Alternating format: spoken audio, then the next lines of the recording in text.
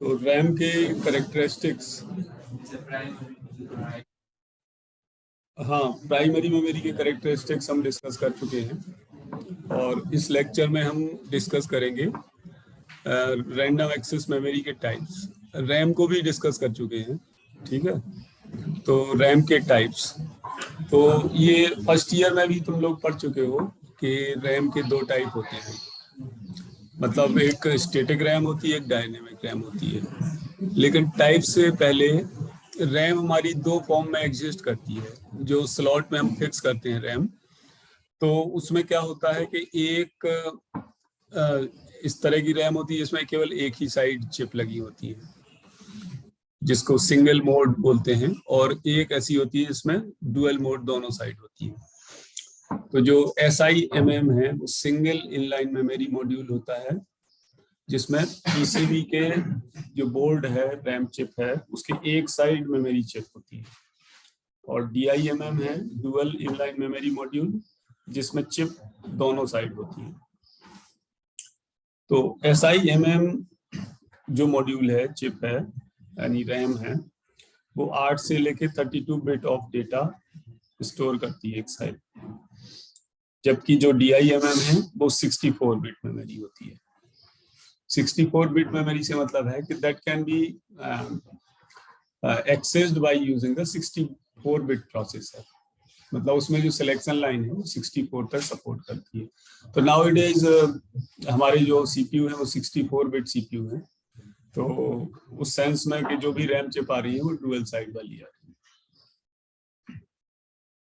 तो अब हम टाइप की तरफ देखते हैं, रैम टाइप। ये स्टैटिक रैम होती है और डायनेमिक रैम होती है। तो दोनों में अंतर ये है कि स्टैटिक रैम फास्ट होती है और डायनेमिक रैम कंपैरेटिवली स्लो।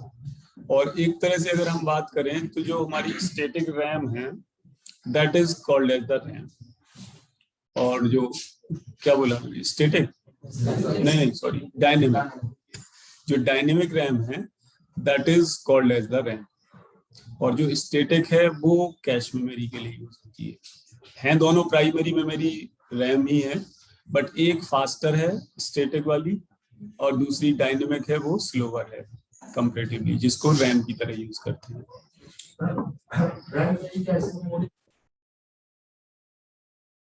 कैसे अलग मेमोरी? हाँ, उसी में कैसे मेमोरी का डिवाइडेशन होता है? कैश में नहीं, अलग होती है, उसमें नहीं होती है, उस स्लॉट में नहीं होती है। जो कैश मेमोरी है, जो आज के प्रोसेसर्स आ रहे हैं, मॉडर्न प्रोसेसर, उसमें CPU के अंदर भी होती है और 2 लेवल पे होती है। और उसके बाद जैसे अगर लैपटॉप या इसकी बात करें हम, स्मार्टफोन की, तो उसमें CPU का जो मेन चिप है उसके बाहर भी कैश मेमोरी होती है। जैसे हमने इंटरनल मेमोरी पढ़ा था CPU की, तो इंटरनल मेमोरी में हमने क्या पढ़ा था कि cache memory as well as the registers दोनों मिलके CPU की इंटरनल मेमोरी बनाते हैं। इस सब्जेक्ट को क्या बहुत मतलब ध्यान से पढ़ो, एकदम टोटली लॉजिकल सब्जेक्ट है। ग्राउंड लेवल पे जो तुम्हारी कंप्यूटर साइंस का बेसिस है, एवरीथिंग इज लॉजिकल, इसमें रटने की ज्यादा जरूरत है नहीं, कुछ चीजों को छोड़ के। तो अभी हम इसमें पॉइंट डिस्कस करते हैं, क्लियर हो जाएगा। हाँ, तो मैं जो बता रहा था कि उसमें रैम चिप के साथ कोई तुम्हारी कैश मेमोरी नहीं होती। कैश मेमोरी मिलेगी तो वो मदरबोर्ड में या CPU के अंदर मिलेगी, CPU के बाहर मिलेगी। रैम चिप तो सेपरेट होती है तुम्हारी। तो जो स्टैटिक रैम है वो मेनली क्या है, फ्लिप फ्लॉप से मिलकर बनी है स्टैटिक रैम। और फ्लिप फ्लॉप तुम जानते ही हो, इलेक्ट्रॉनिक डिवाइस है। फ्लिप फ्लॉप क्या होता है बेसिकली, पिछली साल पढ़ा होगा। वो तो टाइप होते हैं, JK flip flop, D flip flop, T flip flop, SR flip flop. Flip flop is basically the memory storage device which stores one bit of information. And flip flop जैसे register है, तो register हमारा totally क्या है, combination of flip flops है। जहां भी bit storage वाली बात आएगी, फास्टर सीपीयू के अंदर जो भी मेमोरी होगी तुम्हारी, रजिस्टर जो भी है वो सब फ्लिप फ्लॉप से मिलकर बना है, ठीक है। तो register is the set of flip flop, और फ्लिप फ्लॉप क्या है कि लॉजिक गेट से मिलकर बना है। तो फ्लिप फ्लॉप कॉस्टली डिवाइस है, तो फ्लिप फ्लॉप कॉस्टली है तो स्टैटिक रैम भी कॉस्टली होगी। और फ्लिप फ्लॉप हमारा क्या है कि टोटली हार्डवेयर यूनिट है, तो इसकी स्पीड भी फास्ट होती है। अब इसमें जो मेन पॉइंट है स्टैटिक रैम का वो ये है कि फ्लिप फ्लॉप में रिफ्रेशिंग सर्किट की रिक्वायरमेंट नहीं होती, क्योंकि ये प्रिंसिपल ऑफ मूविंग चार्ज पर वर्क करता है फ्लिप फ्लॉप और स्टैटिक रैम। जबकि डायनेमिक रैम ट्रांजिस्टर्स कैपेसिटर्स से मिलकर बना होता है, तो उसमें जो कैपेसिटर्स होता है, कैपेसिटर्स टाइम के साथ डिके होता रहता है, तो उसमें कंटिन्यूअसली रिफ्रेशिंग की रिक्वायरमेंट होती है। किसमें? डायनेमिक रैम में।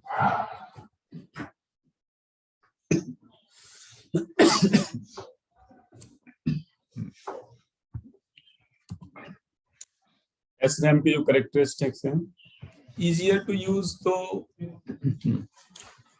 कोई बहुत इंपॉर्टेंट नहीं है, क्योंकि हमें तो इसको स्पेशली यूज करना नहीं है, ये सीपीयू को यूज करना है।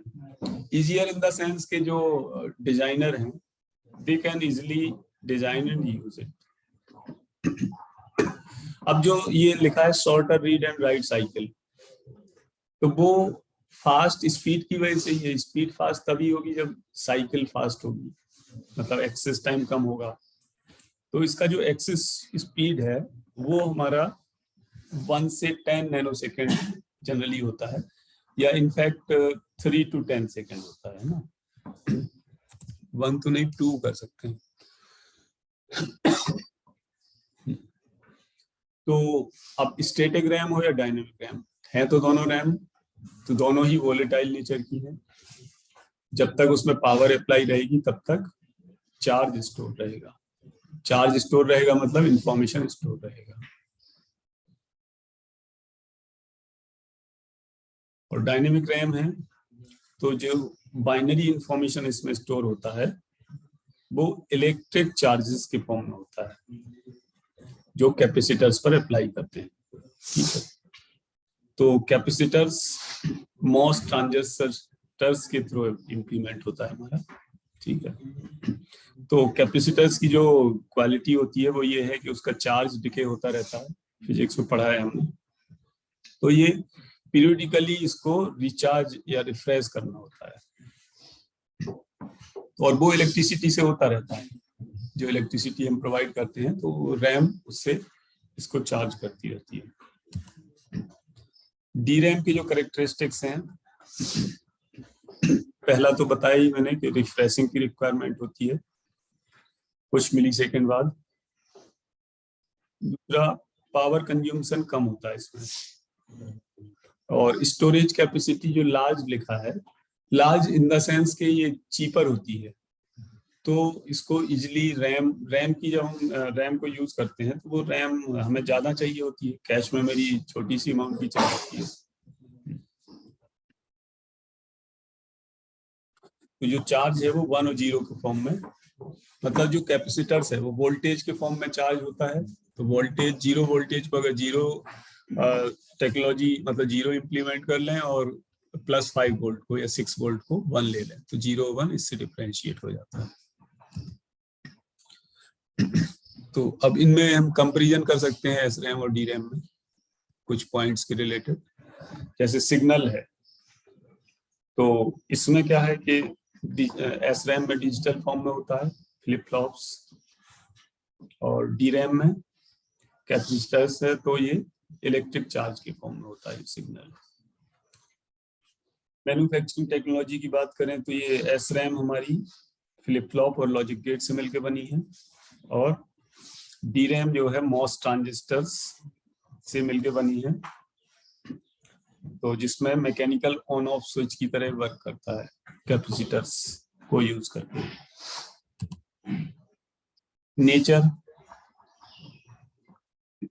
नेचर तो क्या है, इंफॉर्मेशन तो दोनों में ही तब तक रिटेन रहेगा जब तक पावर रहेगी, मतलब वॉलेटाइल दोनों ही होते हैं।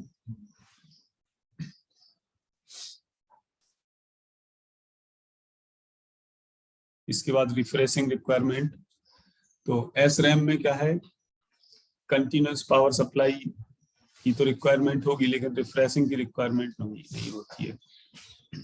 मतलब रीजनरेटर सर्किट की रिक्वायरमेंट नहीं है, पावर अप्लाई हो रही है वही इसमें इनफ है। जबकि DRAM पीरियोडिकल रिफ्रेशिंग की रिक्वायरमेंट होती है, हमें कुछ नहीं करना होता है, वो जो इलेक्ट्रिक करंट उसमें हम यूज करते हैं तो उसके थ्रू होता रहता है। पावर कंज्यूमशन है, तो SRAM में हाई होती है, DRAM में लो होती है। स्टोरेज कैपेसिटी SRAM की कम होती है because it is costly in nature. Cost भी SRAM की ज्यादा होती है, जनरली DRAM से 10 गुना ज्यादा होती है इसकी कॉस्ट। और एक्सेस टाइम भी इसका कम होता है DRAM से, जनरली 2 to 10 नैनोसेकंड होता है। तो स्पीड इसकी फास्ट होती है। तो ये तो थे रैम के करेक्टरिस्टिक्स, ठीक है, कुछ और हैं इसमें भी। एप्लीकेशन जो है, जैसे बताया ही मैंने कि SRAM कैश मेमोरी के लिए यूज होता है और DRAM मेन मेमोरी के लिए यूज होता है। और SRAM हमारी less dense and more expensive, मतलब इसका जो घनत्व है, जो घनापन है वो कम है, जबकि DRAM का ज्यादा है।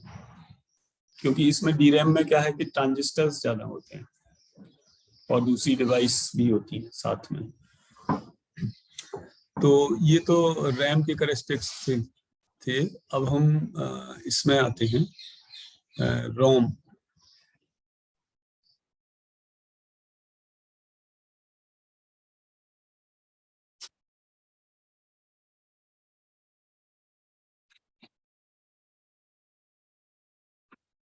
ये ठीक है, रीड ओनली मेमोरी। स्क्रीन अभी हो जाएगी, हो रही है, स्क्रीन शेयर नहीं हो रही? अच्छा अच्छा, अभी करता हूं।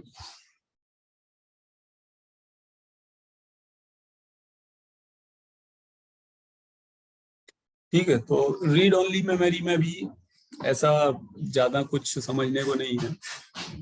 इसमें क्या है कि हमें पहले तो उसका वो डिजाइन सर्किट और कैरेक्टरिस्टिक्स और उसके बाद उसके टाइप्स अगर फर्स्ट ईयर में ढंग से पढ़ा है तो इसके टाइप्स मालूम ही है। PROM है, इलेक्ट्रिकल इरेजेबल ROM है और अल्ट्रावायलेट है, तो उसको हम डिस्कस कर लेते हैं इसमें। तो जैसे नाम से क्लियर है कि रीड ओनली मेमोरी है, राइट ऑपरेशन उसमें पॉसिबल नहीं है। तो एक बार उसमें राइट हो गया तो वो परमानेंट हो जाता है, ठीक है, जो कि ना चेंज हो सकता है ना रिफ्रेश हो सकता है। इसके जो कैरेक्टरिस्टिक्स हैं रोम के, तो नॉन वोलेटाइल नेचर में, इलेक्ट्रिसिटी रहे या ना रहे लेकिन उसके कंटेंट्स परमानेंट रहेंगे। तो इस सेंस में रोम को हम फील्ड स्टोरेज भी बोलते हैं, या डेड स्टोर या परमानेंट स्टोर, ये भी अलग अलग नाम है रोम के। Field store, permanent store and dead store. इसके कैरेक्टरिस्टिक्स, ये भी प्राइमरी मेमोरी है, जैसे रैम है वही रोम है। तो इसका जो एक्सेस टाइम है वो सेम एज रैम की तरह है, ठीक है। अब इसमें जो टेक्नोलॉजी होती है, जो राइट जिसको करते हैं, वो स्पेशल इंटरनल इलेक्ट्रॉनिक फ्यूज होते हैं, जिनको प्रोग्राम किया जा सकता है स्पेसिफिक कॉन्फ़िगरेशन के फॉर्म में।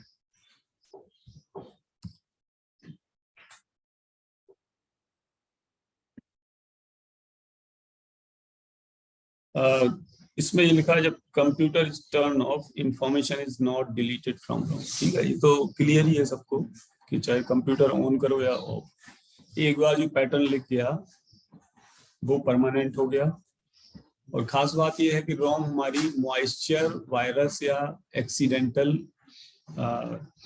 की वजह से इफेक्ट नहीं होती है। ठीक है, तो सिक्योरिटी पर्पज से अगर कोई प्रोग्राम चाहते हैं परमानेंट कर दें तो it will be better to store them in the form of ROM. Actually ROM और ऑपरेटिंग सिस्टम का इंटरकनेक्शन ये है कि जैसे पहले के टाइम ऑपरेटिंग सिस्टम क्या इतने एडवांस नहीं थे, और ड्राइवर्स जो हैं ग्राफिक साउंड ड्राइवर वो रोम में जनरली स्टोर किए जाते थे। मदरबोर्ड के साथ, जिस कंपनी का मदरबोर्ड होता था तो मदरबोर्ड के साथ वो ड्राइवर आते थे। और हम लोगों ने भी किया है उस टाइम, जैसे 2000 के अराउंड जब ओएस को इंस्टॉल कर लेते थे, विंडो 98 वगैरह, तो ड्राइवर को इंस्टॉल करने के लिए मदरबोर्ड की अलग से सीडी आती थी, उससे फिर इंस्टॉल करते थे। ओएस के साथ साउंड और ग्राफिक्स ड्राइवर नहीं आते थे, वो रोम में रहते थे। आज क्या ओएस बहुत सोफिस्टिकेटेड है, बहुत सारे इनबिल्ट प्रोग्राम्स उसमें आने लगे हैं जो कि पहले नहीं आते थे। स्ट्रक्चर रोम का रैम की तरह है, बस अंतर इसमें यह है कि इसमें क्या चीज नहीं होगा, डेटा इनपुट लाइन और डेटा आउटपुट लाइन जो रैम में होती थी, इसमें कौन सी लाइंस नहीं होगी?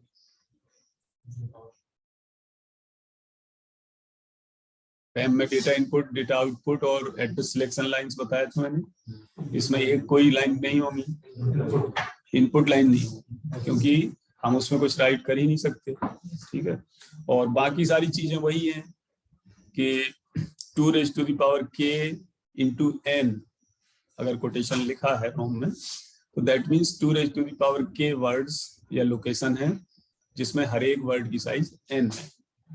तो 2 raised to the power k अगर वर्ड्स होंगे तो k एड्रेस सिलेक्शन लाइन की रिक्वायरमेंट होगी। ठीक है, और n आउटपुट लाइन होंगी, जो वर्ड साइज है उतनी आउटपुट लाइन होगी। जैसे इसका डायग्राम इस तरह शो कर सकते हैं। जो एरो में बीच में हम इटैलिक लाइन खींच देते हैं, उसका मतलब ये होता है कि it represents more than 1 lines, एक से ज्यादा लाइन ये रिप्रेजेंट करता है। तो 2 raised to the power k into n रोम का मतलब ये है। अब इसमें एक ये कंट्रोल लाइन नहीं होती राइट वाली, रैम में 2 रीड राइट 2 कंट्रोल सिग्नल होते थे, इसमें रीड अकेला ही रहे। तो इस तरह ये स्ट्रक्चर है इसका।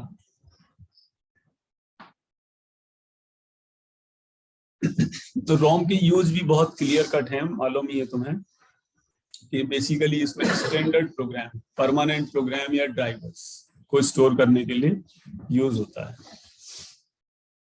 ठीक है, जैसे फर्मवेयर को डिस्ट्रीब्यूट करने के लिए। फर्मवेयर मैंने बताया था क्या होता है। Firmware software that is closely implemented like hardware. जो हम काम सॉफ्टवेयर में करते हैं वही अगर रोम में फिक्स कर दिया तो वो फर्मवेयर की तरह हो गया।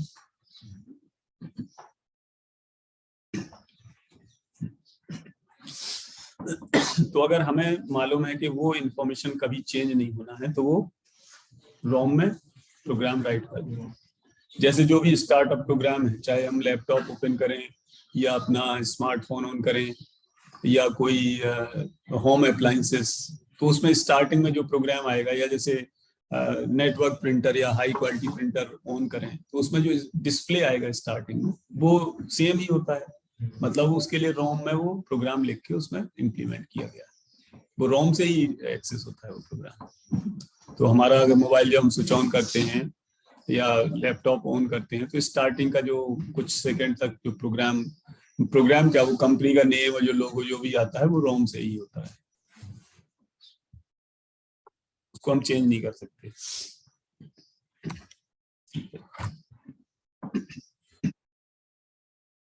तो रैम के यूज पढ़ रहे थे हम।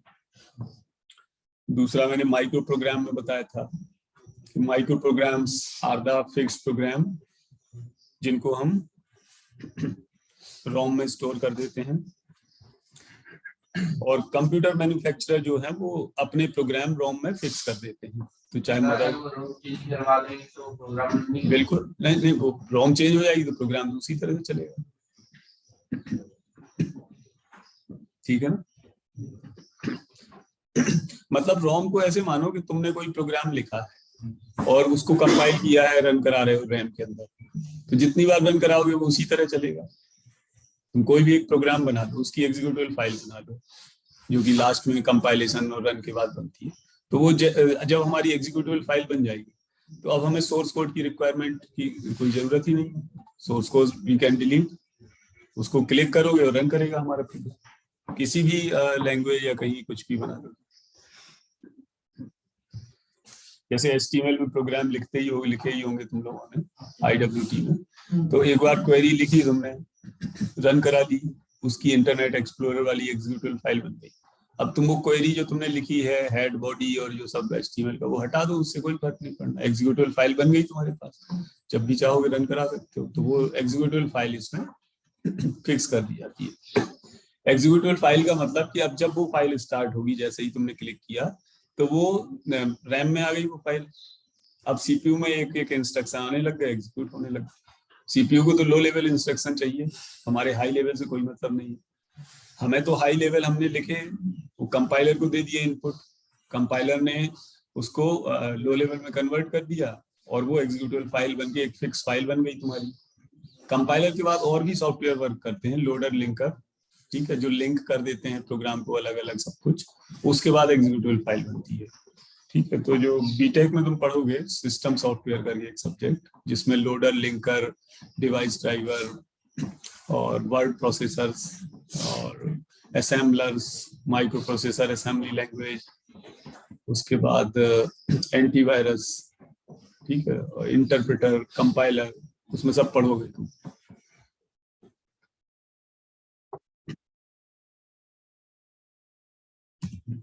तो माइक्रो प्रोग्राम के बारे में हम डिस्कस कर ही चुके हैं, ठीक। ये सिस्टम बूट प्रोग्राम होते हैं माइक्रो प्रोग्राम। हाँ, अभी क्लासरूम में हूँ, ले आए हो क्या चाय? ये 15-20 मिनट बाद आ जाओ।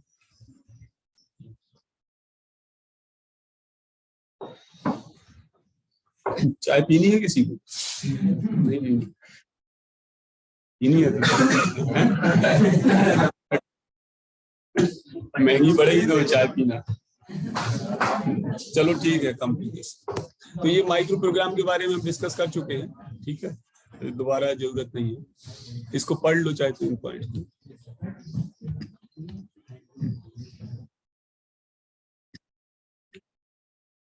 जैसे हार्डवेयर, मेमोरी है, IO डिवाइस है, ये स्टार्टिंग में ऑपरेटिंग सिस्टम इनको चेक भी करता है, ठीक है।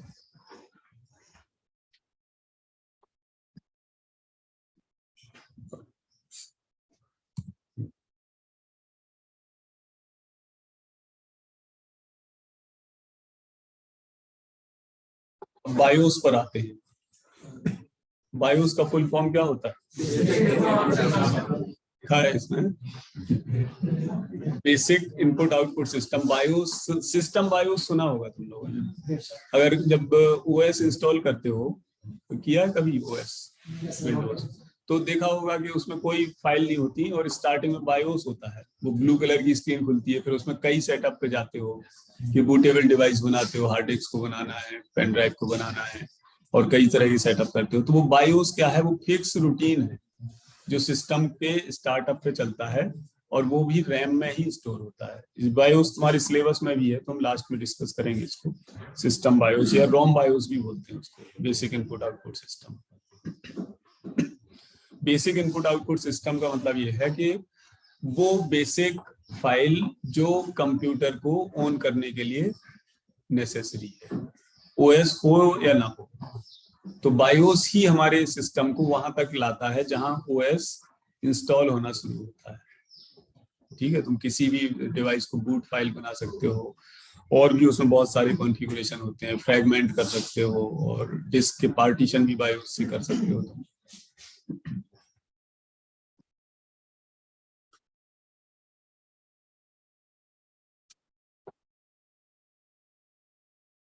और जो सिस्टम बूट होता है, बूट का मतलब कि जब ये प्रोग्राम बायोस वाला चल गया तो अब आगे बढ़ने के लिए किस डायरेक्शन में है।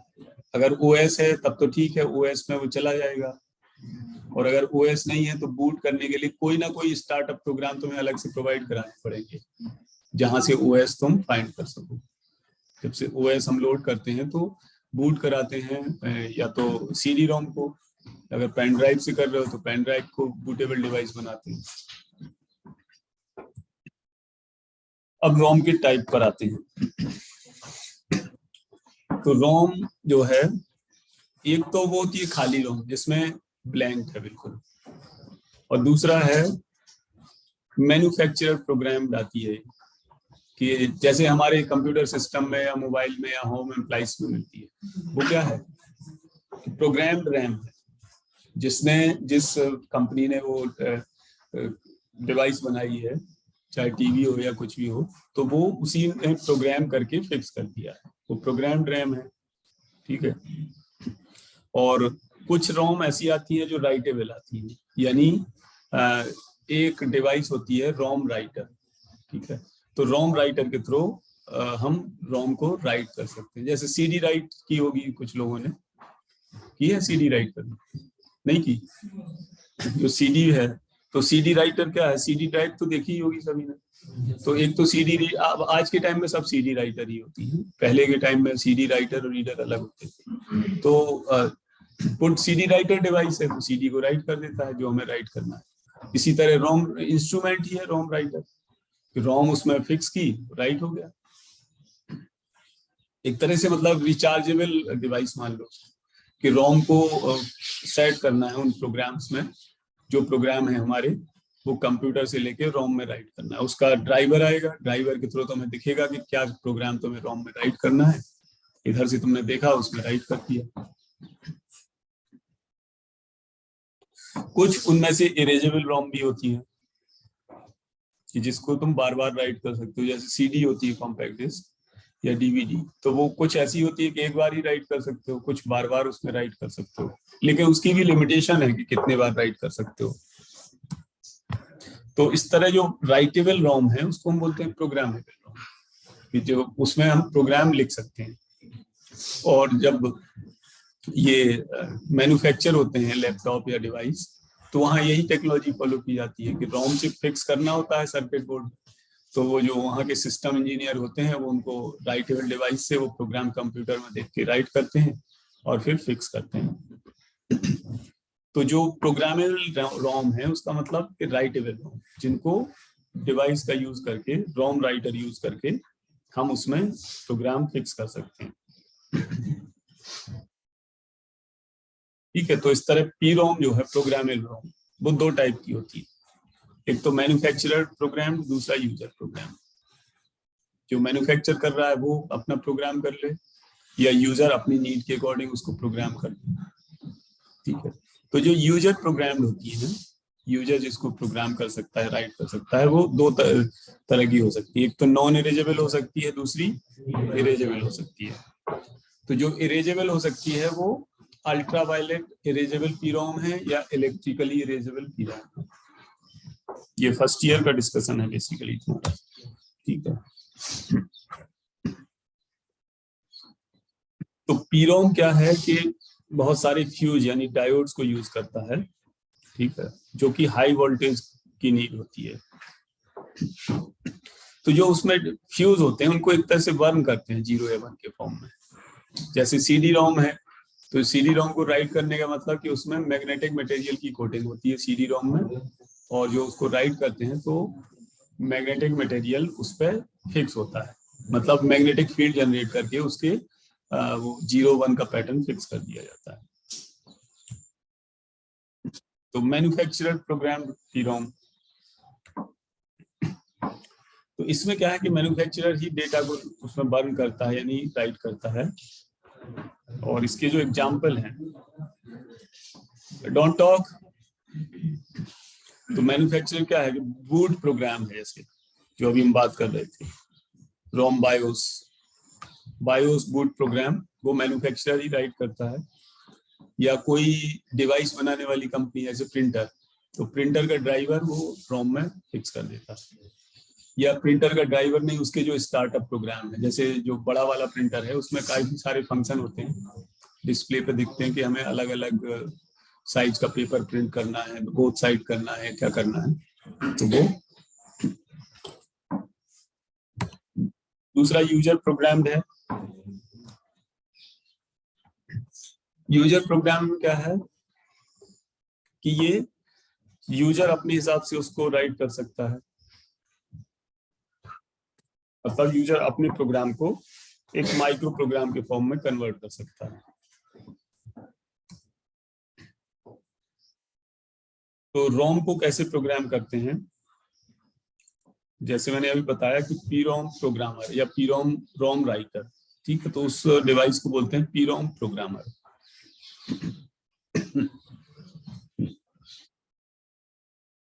तो इस डिवाइस की हेल्प से रोम को राइट कर सकते हैं, और इसके बाद जो प्रोग्राम कर दिया गया तो वो इंफॉर्मेशन चेंज नहीं होती है। कि नॉन इरेजेबल की बात कर रहे हैं, इरेजेबल होगा तो फिर से दोबारा से राइट किया जा सकता है। अब आते हैं इरेजेबल पीरोम पर। तो इसमें जैसे नाम से क्लियर है कि इसमें पॉसिबल है कि इंफॉर्मेशन को इरेज कर सकते हैं, ठीक है। और इसका यूज कहाँ पर होता है इरेजेबल पीरोम का, कि R&D, research and development department में, कि जिसमें कुछ प्रोग्राम राइट किए उसको टेस्ट करना है, फिर दूसरे प्रोग्राम राइट किए फिर टेस्ट करना है, जहां जहां बार बार रिसर्च होती है कि अब इस प्रोग्राम को टेस्ट करें तो क्या होगा, उसको करें तो क्या होगा। तो ऐसी सिचुएशन में हमें ये इनकी जरूरत पड़ती है, ईपीरोम की। या दूसरी जगह जैसे जहां पे मतलब किसी भी सिचुएशन में जहां प्रोग्राम को चेंज करने की जरूरत होती है, वहां पे हम इरेजेबल पीरोम का यूज कर सकते हैं, ठीक है। तो जो इरेजेबल पीरोम है वो दो टाइप की हो सकती है।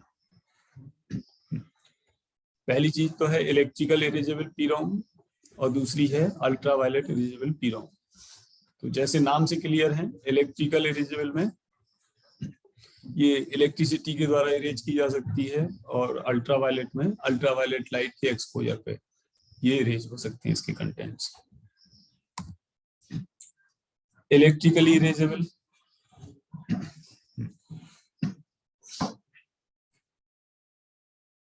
तो ये इलेक्ट्रिक चार्ज को अप्लाई करके इरेज की जा सकती है।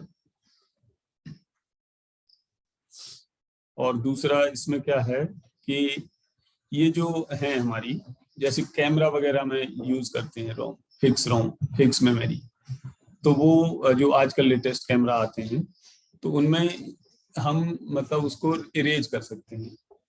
देखा ही होगा तुमने, जो हाई क्वालिटी वीडियो कैमरा है, तो high voltage electrical pulses are used to erase the PROM. तो अब इसमें इलेक्ट्रिकल इरेजेबल पीरोम में राइट करना थोड़ा सा स्लो होता है,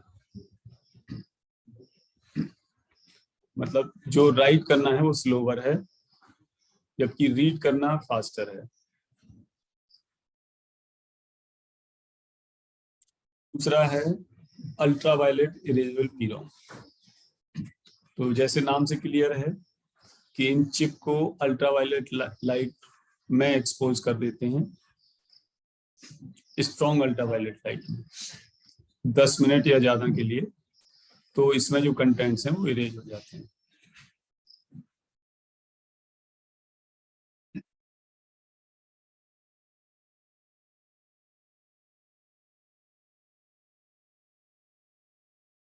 ठीक है, अब हम 2-3 स्लाइड और बची हैं इसमें, जो कि कंपैरिजन रैम और रोम में। तो इसमें कंपैरिजन में ज्यादा कुछ समझना नहीं है, मोस्टली पॉइंट तो हम डिस्कस कर चुके हैं, बस एक बार कंपैरेटिव स्टडी जो सामने दिख रहा है उसकी कर रहे हैं, ठीक है। रैम का मीनिंग पर्पज मालूम ही है, ठीक है। और वोलेटाइल नॉन वोलेटाइल जानते ही हो, ठीक है। रैम वोलेटाइल है, रोम नॉन वोलेटाइल है, बाकी सब बता ही चुका हूं मैं। टेम्परेरी परमानेंट, रैम में इंफॉर्मेशन वोलेटाइल है तो टेम्परेरी है, रोम में परमानेंट है। एक्सेस मेथड, दोनों में ही रैंडम एक्सेस मेथड है। एक्सेस मेथड से मीनिंग ये है कि कोई भी लोकेशन हम सिलेक्ट करें, it will take equal same amount of time. Randomly we can select any location, and that location will take same amount of time, equal time. Availability, ये same और डिम बताया ही मैंने, ठीक है। रोम का भी मालूम है कि मदरबोर्ड या सर्किट बोर्ड पर मैन्युफैक्चरर के द्वारा ये प्रोग्राम जो है जैसे भी है। लास्ट स्लाइड है। टाइप है रैम के तो एस रैम और डी रोम है, रोम के पी रोम, ई रोम, ईपी रोम, और एप्लीकेशन रैम में टेम्परेरी डेटा यूज कर सकते हैं यानी स्टोर कर सकते हैं, और रोम में permanent. Okay, so by this we have completed this lecture.